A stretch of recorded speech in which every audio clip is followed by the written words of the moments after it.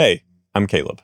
There are already quite a few Jamcorder reviews on YouTube. In fact, I even made one a few months back, linked below. But the folks at Jamcorder asked if I could help show a more hands-on demo. So today we'll be taking a closer look at the device, at the app, and how Jamcorder actually fits in with a real jam session. If you don't already know, Jamcorder is a little device you attach to your digital piano, and it records everything you play automatically, freeing you from having to hit record or open any software. So here I have my piano and a Jamcorder that's plugged into it. And that makes recording really simple. In fact, all I need to do is play.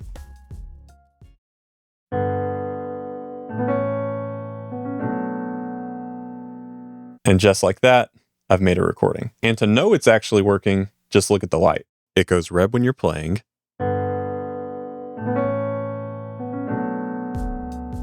and green when you're not. The whole point is that it's fully automatic, freeing you to focus on your playing. You never need to think about anything else. And that includes storage too, because at 5 hours a week, the included SD card can record 90 years before you'd need to put in a bigger card. Now I'm gonna go jam for a bit. I'll be right back.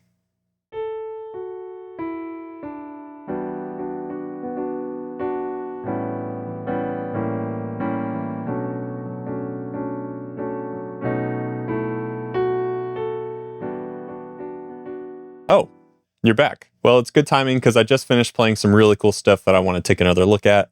Let's go check it out. With Jamcorder, going back in time is as simple as opening the app, scrolling, and tapping anywhere to play.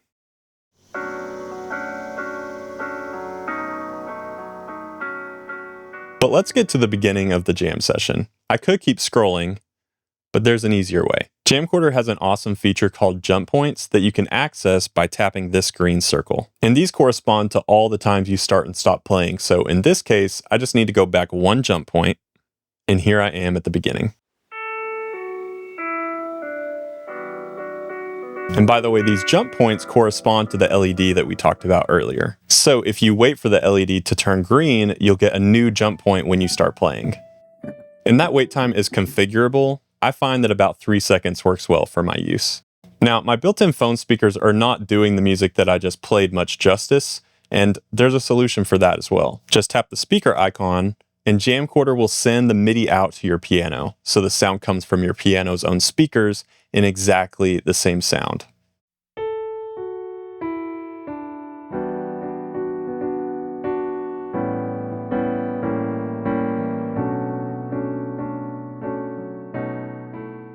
It's sounding pretty good, right? Well, I think it could do with just one more melody line.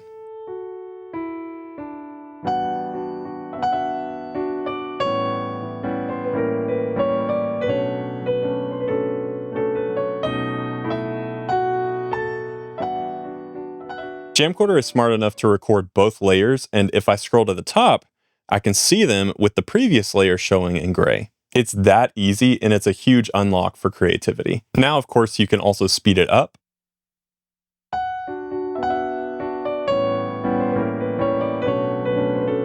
Or slow it down.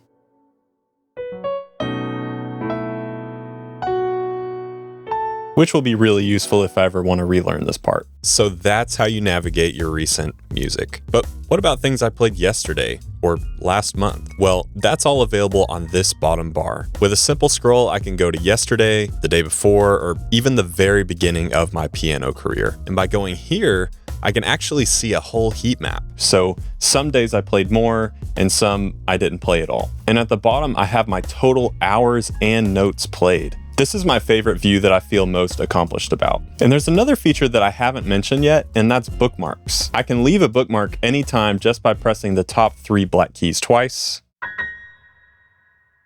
And those will also show up as jump points in the same place we showed earlier. Bookmarks essentially flip recording on its head. Instead of hitting record before we play something, we can, if we want, leave a bookmark after we play it. And that way we only highlight the things that are actually good without mistakes. So now we understand the core workflow of Jamcorder. To record, just play, and to go back, just scroll. But there is another really important part of the Jamcorder workflow to understand, and that's clips. Clips are small sections of music that you want to highlight. For example, this nice piano piece that I just played. To turn this jam session into a clip, all I need to do is press share. Now I just confirm the start point and the end point, and voila, I have a clip. And now I have two options. I can hit share again to send the clip to someone. The video option is especially cool because it shows all the notes I played. Or I can save, which adds the clip to my personal library.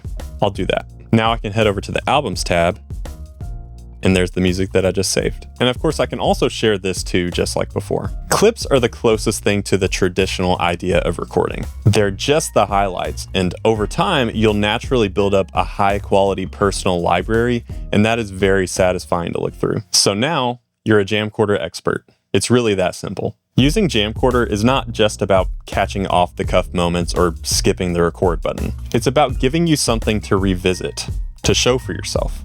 About making your practices matter and quietly nudging you to play with more intention, whether you're completely new or an expert. That's what I love most. If you'd like to get one for yourself, just head over to jamcorder.com. See you at the keyboard.